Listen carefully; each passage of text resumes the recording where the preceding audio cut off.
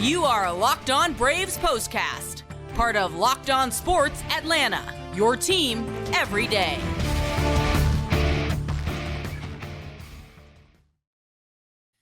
Hello and welcome into the Braves postcast, part of the Locked On Podcast Network, your team every day. Grant McAuley alongside Jake Mastroianni, and what was perhaps one of the most frustrating days of baseball for the Atlanta Braves, who controlled their destiny with just one more win when it came to getting into October. Sure, a couple of other things could happen to make it a little bit easier as far as that road is concerned, but ultimately the Braves were unable to win a baseball game against the Kansas City Royals. Other teams did not have that problem, and now they have backed themselves into what I would call is the chaos theory version of getting to October. It involves a doubleheader with the New York Mets on Monday. We have to talk all about this loss, all about the implications of that doubleheader, what could come from it, and how exactly the Braves got themselves into this particular position. Before we get started, hit that thumbs up button, subscribe to Locked On Sports Atlanta on YouTube, and subscribe to Locked On Braves wherever you get your podcasts. Today's episode is brought to you by FanDuel. You can start the season with a big return on FanDuel. Place your first $5 bet, and you'll get started with $200 in bonus bets guaranteed. Visit FanDuel.com to get started with all of that. Well, Jake, we knew that the Braves needed one thing above all on Sunday, no matter what we looked at as far as all of the scenarios. The thing that they needed was a win, and they did not get it.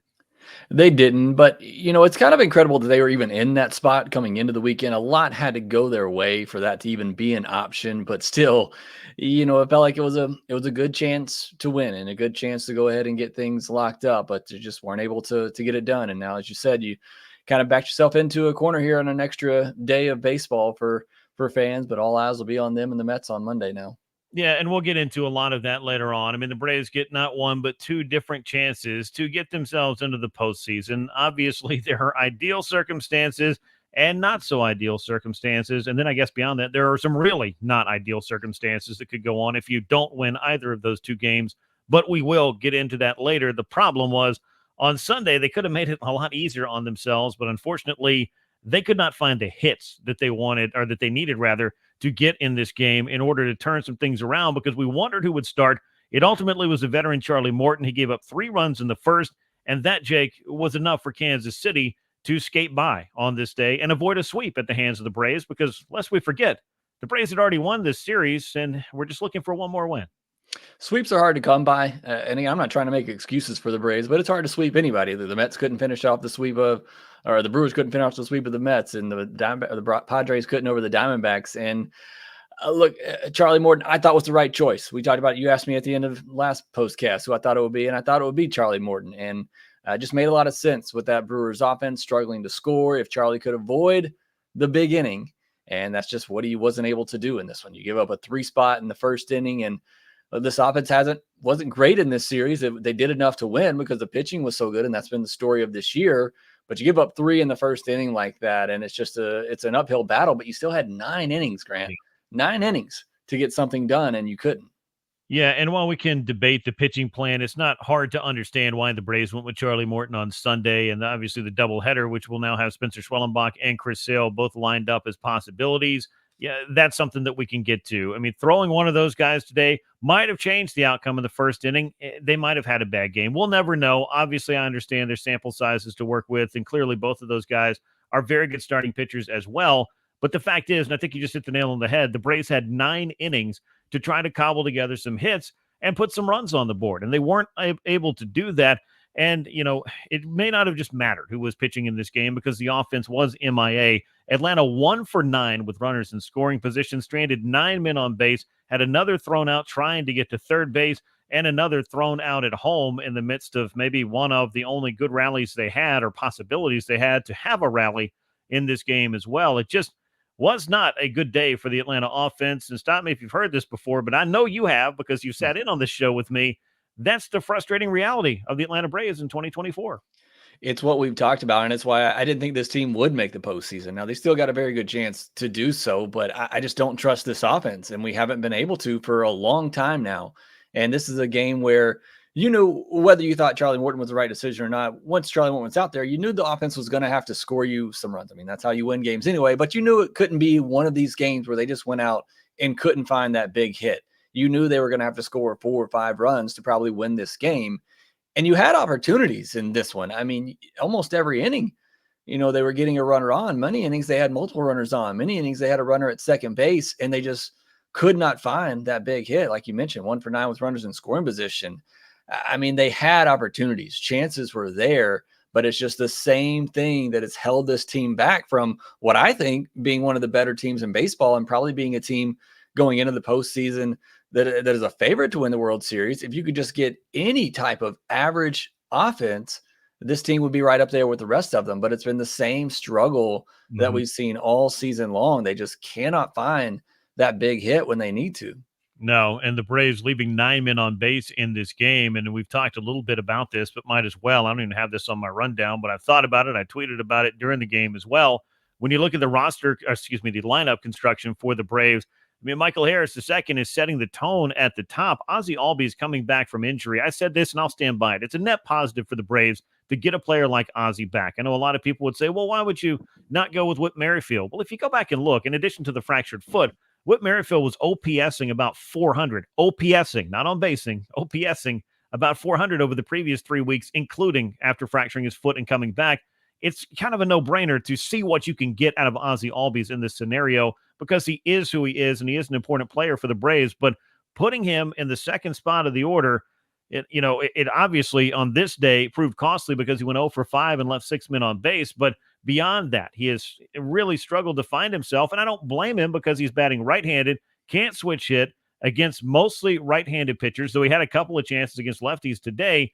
I just feel like there's a lot being put on Ozzie Albies when really I feel like having him in maybe a lower part of the order would have been better because then you have that chance to maybe have a Jorge Soler or somebody who has been swinging the bat extremely well bunched up there at the top with guys like Harris, Ozuna, who didn't have a good game in this one either, Matt Olson, who did have a base hit and ended up scoring a run. But, man, I don't know how many pop-ups the Braves hit in this one, but that was a whole nother form of frustration. But to get back to Ozzie and to kind of leave it there and to get your thoughts on it, I just feel like that particular lineup choice right there is not something I think is going to be a good trend going forward and might need to be one of the tweaks that the Braves make in that doubleheader if they want to try to turn the offensive corner.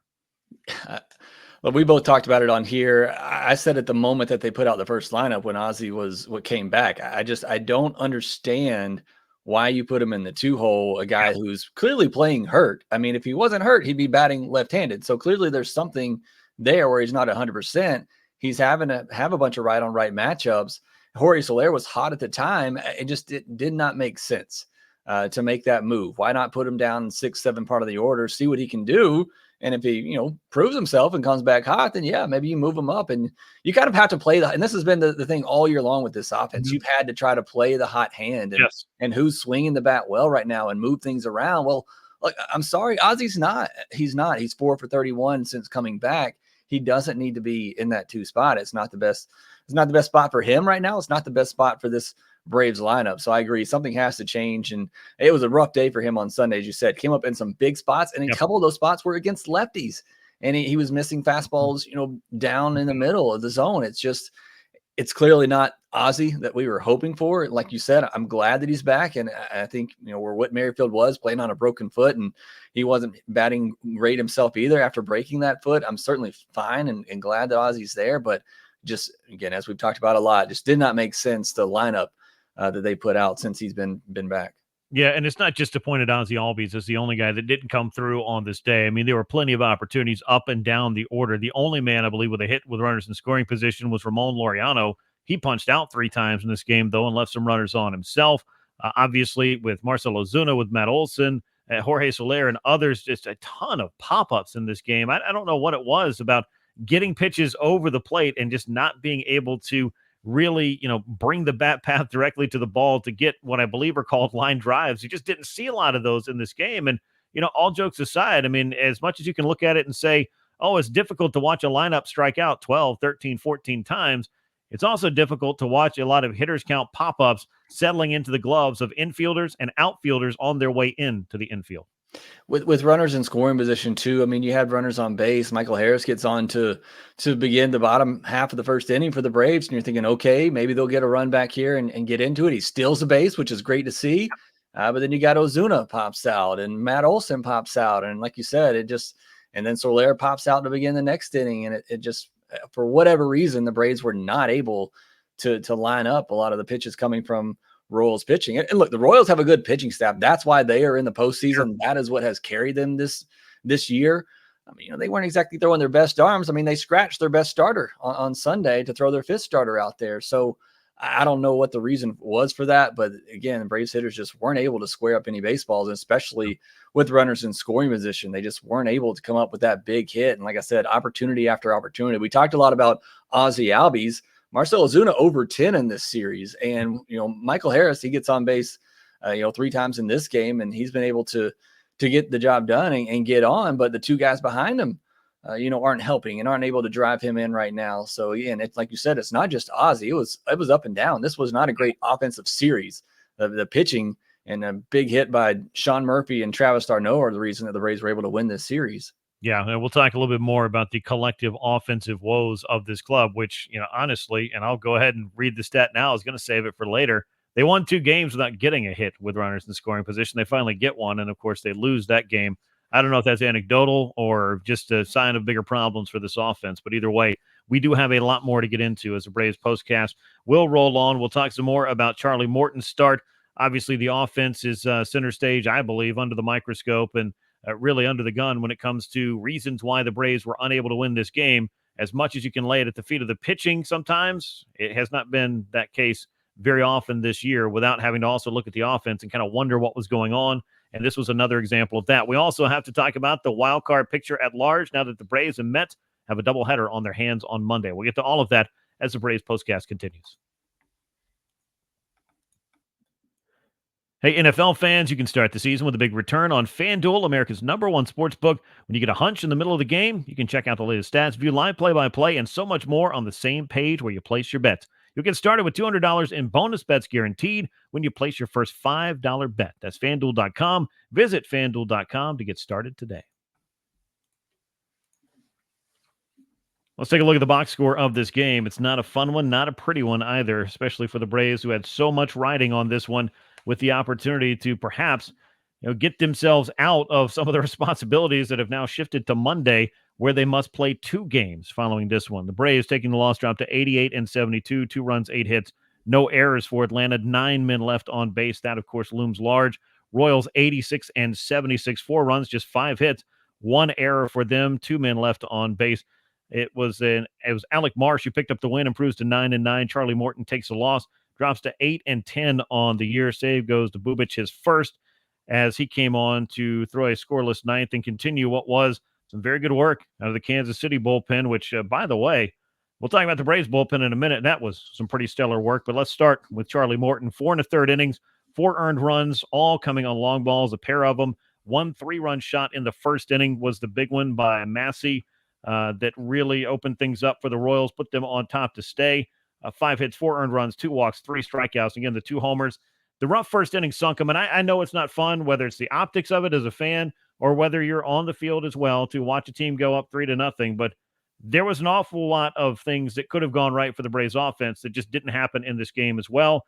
And whether you want to look at it however you want to about wishing there had been somebody else starting, I'm still looking at the pitching staff and not feeling like they're the biggest reason that the Braves didn't win this game. 4 runs should not be insurmountable. We've said this all year long. It should not be, but with this offense, it is.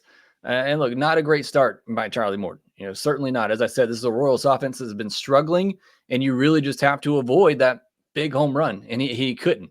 And a tough at bat by Michael Massey, who had a really good weekend for the Royals, and he fouled off a couple of tough pitches, and then he got a fastball up and didn't miss it and pulled it out.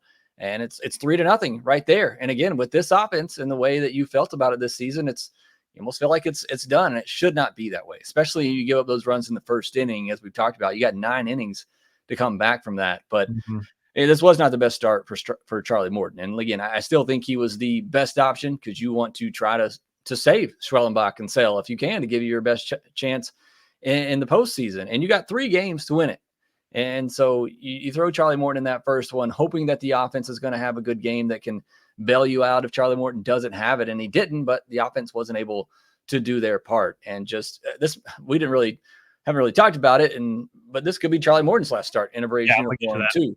Yeah. But certainly not the way that he wanted to go out. He's obviously given a lot to this franchise, but just 7 whiffs for Charlie Morton in this game, just 2 on the curveball. That's not typical Charlie Morton. And I know he didn't go as long in this game, but he just wasn't able to get that swing and miss. And that's still a big part of Charlie Morton. When he's having success, he has to be able to get that swing and miss. But it ultimately just comes down to that first inning. He left that pitch up to Michael Massey. He gave up the 3-run homer. He couldn't just limit the damage. And that's what we talk about with Charlie Morton. There's going to be that inning, maybe 2, where he doesn't have it. Can he limit the damage to just 1, maybe 2 runs? But unfortunately, it was 3 right off the bat. Yeah, it was. And that certainly stings when that's the case. And for Charlie Morton, the long ball has bit him a time or 2 this year. And it bit him in the very first inning. It put the Braves, I won't say behind the 8 ball, but it put them behind early, certainly. And while Charlie Morton in this start is one thing that just didn't go according to the script that the Braves would have liked on this Sunday, the offense, again, was just not able to answer in this series, really, on the whole. The hits were hard to come by, but the pitching had really carried the Braves to 2 wins in the previous 2 games. And you're right, this could be the final start of Charlie Morton's 17-year career as well. I don't know that we need to get into the career retrospective right here, right now, but I think that you're right on the money with you got 3 chances to win this thing. Obviously, you'd prefer not to have to play out all 3 scenarios, but it's worth taking a shot to see if you could save both Chris Sale and Spencer Schwellenbach if everything went your way, and have them available for you in the wild card series where it could be important.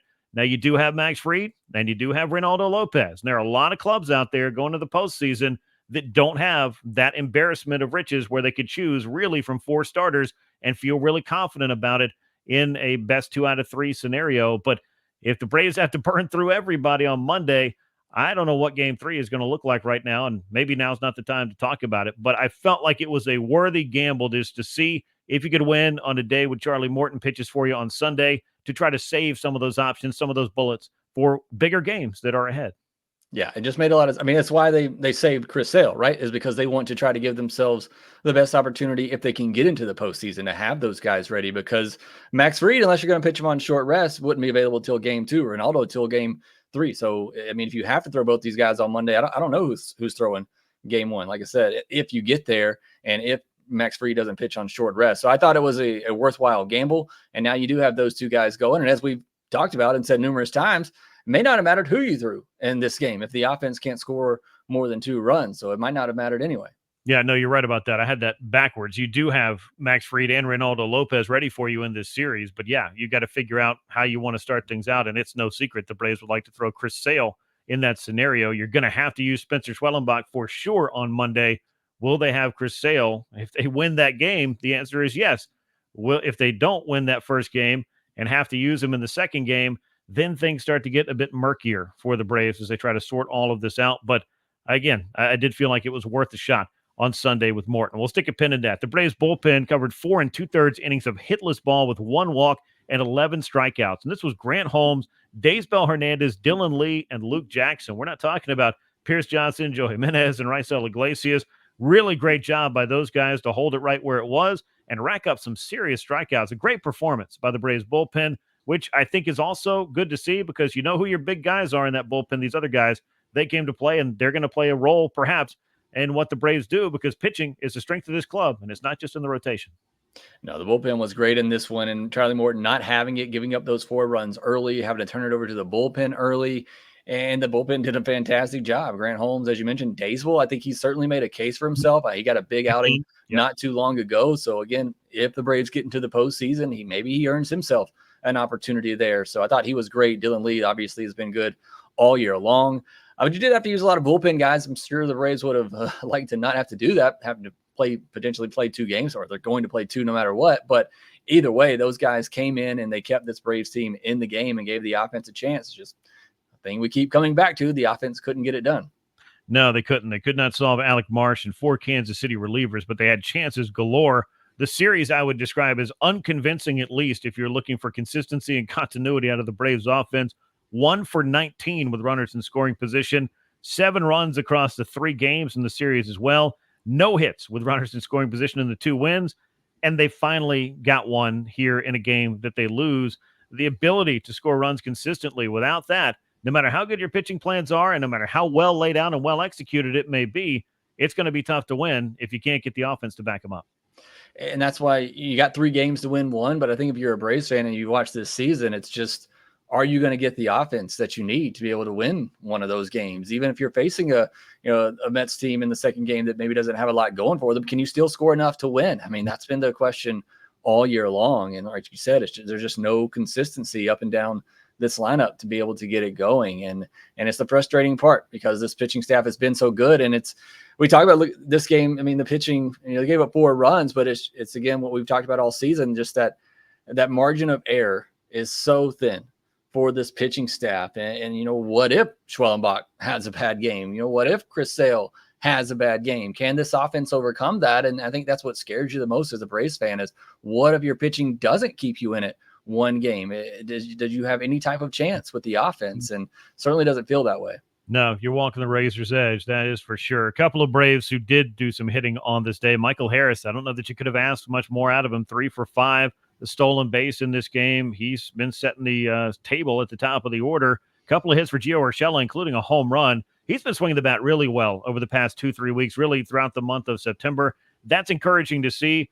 Not much to speak of for Sean Murphy. They did pinch hit with Travis d'Arnaud later in the ninth, tried to take a shot at it after Michael Harris got on. Obviously, that didn't pan out, but you're going to have to get some things out of a few other guys at the bottom of that order to try to bridge that gap back toward the top in whatever order you construct those top 5 hitters. Yeah, Gio Urshela starts off the bottom of the ninth with a nice single, to get it started and to bring the tying run immediately to the plate. You bring in Travis d'Arnaud, the hero from the night before, and can't get it done, and he strikes out. And it just, again, this Braves offense just seems like they get in those big moments right now a lot of times and just aren't able to get it done. Even a guy who had got it done the night before, just not a good at bat. And Michael Harris, as I mentioned earlier, gets on 3 times in this game, but Ozzy's over 5. Ozuna's over 4 with a strikeout. It's just he's getting on pace a lot here. He's not scoring a lot of runs. No, he's not. And the Braves certainly need their run scoring to turn around and to have some kind of uptick. And I don't think anybody here is sitting around thinking this is any version of what the 2023 club was able to do. But to win games, you don't have to score 7 or 8 a night when you got a pitching staff like the Braves have. And I think that's kind of the misery factor that goes with a lot of these losses. Speaking of, I won't say miserable, but not ideal, the Braves had to play a doubleheader on Monday. We're going to talk about that, the scenarios that need to play out, which, spoiler alert, it needs to be at least 1 win for the Braves if they want to continue their season, and what else might be in store for the Braves on Monday, and, of course, Tuesday, if they are able to win one of these doubleheader games. We'll talk about all of that as the Braves postcast continues. Let me tell you about the best way to buy tickets for everything. It's Game Time. If you download that Game Time app today, you'll find new features like Game Time Picks that makes getting tickets for your favorite live events even easier. Game Time Picks filters out all the fluff and shows you only incredible deals on great seats so you don't have to waste your time searching through thousands of tickets. And it's not just sports, concerts, comedy, theater, and much more available. And you get panoramic views from your seat in the app before you buy. The lowest price guarantee or Game Time will credit you 110% of the difference, so make sure you take advantage of everything Game Time has to offer, and your purchase is covered with the most flexible customer service policy in the ticketing industry. Take the guesswork out of buying tickets with Game Time. Download the Game Time app, create an account, use the code LOCKEDONMLB. You'll get $20 off your first purchase. Terms apply. Again, create an account and redeem the code LOCKEDONMLB for $20 off. Download Game Time today. What time is it? It's game time. Well, Jake, now we get to roll up our sleeves if we had sleeves, and I'm certainly not going to roll up a short sleeve shirt here for the purpose of this podcast or anything else, but we do have to figure out exactly what needs to go right for the Braves, and we know the short version of this is win and you're in. I went through some great pains, if you will, to figure out some scenarios and post them on social media yesterday, and a lot of people, well, not a lot, but a few people said, I want you to say they need to win. The magic number's 1. Well, it's because the thing is so convoluted that too many people are going to ask, okay, well, what if this, and what if this, and what if this? A few of the what-ifs went away on Sunday. Let's put it that way. But neither the Mets nor the Diamondbacks cooperated at all. They both won their games. And so now what ensues is the Braves and the Mets must play both games of that doubleheader because it impacts all 3 of those teams potentially. A split, and Atlanta and New York will go to the playoffs. A sweep means the winner, the team that does the sweeping, and the Diamondbacks will go to the wild card round. This is about as, again, to use the word, convoluted and perhaps anxiety-inducing as any run to the playoffs has been for the Braves, and I'm sure the Mets and the D-backs are probably feeling some kind of way as well. Yeah, Grant, why don't you just say that each team has to win a game and they get in? I mean, it's that simple, right? But Yeah. here's the thing that's interesting is that whoever wins that first game, the second game means nothing to them. And both teams have already said, the Mets said Tyler McGill starting the first game. If they win, Luis Severino's not going to start the second game. They're going to save him. And the Braves have already said if they win the first game, that Sale's not going to pitch in the second game. So I'm sure the Diamondbacks don't like that, that the second game really doesn't mean anything to whoever wins the first game. But I'm sure it still means a lot to those players who they want to, see their rival not get into the postseason. But it does make it a little bit of a unusual situation and probably uncomfortable situation for the Diamondbacks, knowing that whoever loses or whoever wins that first game really doesn't have much incentive to play their best players in that second game. Yeah, I mean, well, the Diamondbacks, they had a bad weekend. They've had a rough month of September. So part of this, as we all say, and as I've seen tons on social media or otherwise, are just using some good old-fashioned common sense. They have no one to blame for themselves for ending up in the situation they're in. And there's plenty of blame for each club to go around, or plenty of games and times that you can look at and say, all right, well, if you'd done better here or better there, you wouldn't be in this situation. And I've even seen some of that from guys like Ken Rosenthal and others just talking about how this chaos is creating all kinds of these weird scenarios for this team or that team, but maybe this other team, not so much. I don't know. It's been a weird series of conversations and posts that I've been parsing through. And maybe the answer is, Jake, that I need to just log off and not use a device for a while. But I don't think I'm going to have that on Monday or really anytime soon, but we'll find out. So the Braves are going to turn to Spencer Schwellenbach to silence the Mets in game one. As you mentioned, they won't use Chris Sale in game two unless absolutely necessary and the season is on the line. But going with Schwellenbach in game one against the New York Mets, 14 innings, 1 run, and that includes the 7 innings of 1-run ball he just tossed against him on Tuesday. He has been, much like the Braves have been, oddly enough, at their best against winning teams. They won a series against Kansas City. It may not feel like it because they lost on Sunday, but the Braves against over 500 teams, well, that has been exactly, I think, what you would want it to be. It's the bad teams they struggled with. So by some very simple process of elimination, if Spencer Schwellenbach is good against 500 or better teams and the Braves are good against 500 or better teams, you have to feel pretty good about how this thing lines up, as good as you can, given that he can't score any runs for him. Yeah, I mean, Schwellenbach's been great, and he's stepped up in these moments all year long. It's just the thing with me is, can you keep asking this kid to do this? Can you keep asking this rookie to come up in these spots? And so far, he's delivered in every opportunity. The only thing that really worries me is that the Mets are going to see him for a second time within a week, and sometimes that can favor the offense. They got a little bit better idea, and it's the third time he's going to see the Mets this year. So maybe they figured him out a little bit more, and maybe they have a little bit more success against him. And as we talked about, that that line is just so thin for the Braves pitching staff. They really cannot make too many mistakes and allow this offense to fall too far behind. But Schwellenbach, as you said, I mean, he's been huge for the Braves this season. Obviously, either team would love to win that first one and not have to worry about the second one and be able to save one of your starters for the wild card series. Like I said, if the Braves have to use Sale in that second game, I don't know who starts game one of that series. It becomes a really weird situation for the Braves unless they do move up Max Fried. But either way, you got to win one of these first two games. Schwellenbach, he's been great. He stepped up all year long. Can he do it one more time?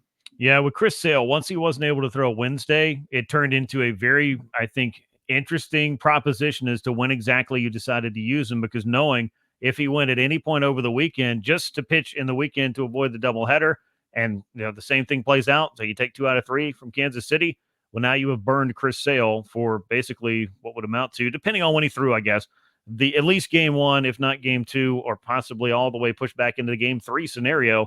It just wasn't ideal. And again, we understand kind of why they are where they are, both in their pitching plans and, of course, from watching the Braves play 160 of these things thus far. I think we have a pretty good beat on what this team is and what this team struggles with. So Chris Sale would go only in game 2. You mentioned Luis Severino would also go only in game 2 if the Mets need him with their season on the line, which means Schwellenbach against Tyler McGill is that game 1 matchup. If the Braves win either of these games, then game 1 of their wild card series will be against the San Diego Padres on Tuesday with an 8:38 p.m. Eastern time first pitch. So everybody knows who they're playing. You just got to figure out a way to make sure that you get to play those games, because again, a doubleheader sweep by the Mets would leave the Braves at home and vice versa, and the Diamondbacks would get the open door to go face the Milwaukee Brewers. Yeah, and just I think you said this, but just to make it clear for the fans, no matter what happens tomorrow, if the Braves get into the postseason, they're going to San Diego. The only spot they can get is that fifth spot or that second wild card spot. That's what the Braves are fighting for and hoping for. And just one more note on Chris Sale. Last time we saw him, the velocity was down, and it wasn't great Chris Sale, and he hasn't pitched in a while. So I think he's going to be rested and fine. He says he is, but that is certainly something to keep an eye on if he does have to pitch in game 2. As for Tyler McGill, who the Braves are going to see, he's been good in the month of September. 4 starts, 20 innings pitched, just 12 hits allowed, and only 4 earned runs and 22 strikeouts. But he's the guy that has good stuff, and if he's on, he's really tough to hit. But the Braves did get to him back in July, 4 innings, 7 hits, 1 walk. Back in July, 4 earned and 5 hits and 2 walks, 3 home runs against him in a game in New York. So that's what the Braves will be going up against. And again, as it has for most of this season, Grant, what does the offense look like? Can they score enough? And as I said earlier, can Schwellenbach deliver again? Yeah, some questions the Braves are going to find the answers to at 1:10 p.m. Eastern time tomorrow. At least that's where it all gets started. That's game 1. There'll be about a 30-minute or so break between the 2 games and go straight into game 2 as well. So the Braves and the Mets, their doubleheader on Monday, and then it's off to the wild card round. But will it be both teams? Will it be one team? Are the Diamondbacks going to be watching both of these games, chewing their fingernails off? Well, probably, because their postseason fate also rides on the outcome of this doubleheader. Braves and Mets will play 2 games on Monday. Spencer Schwellenbach against Tyler McGill in game 1, again, which is 1:10 p.m. Eastern time at Truist Park. That brings us to the end of this edition of the Braves Postcast. As always, make sure you subscribe to Locked On Sports Atlanta here on YouTube and to Locked On Braves, wherever you get your podcasts. Leave us those likes and comments. Share the show with a friend, and we appreciate you riding along with us all season long. We'll be doing this at least one more time on Monday. Hopefully, we'll have a few more up our sleeve before the 2024 season comes to a close. But, Jake, as always, it was great to sit down and chop this thing up with you, and we'll see what our next few days is going to look like. Yeah, as tough as this season has been, taking a lot of the great players away from the Braves. It's still baseball. I'm sad to see another regular season come to an end, but as you said, hopefully the Braves got a couple more left in them. All right, we'll see what they're able to do on Monday. For Jake Mastroianni, I'm Grant McAuley. We will catch you next time, and until then, so long, everyone.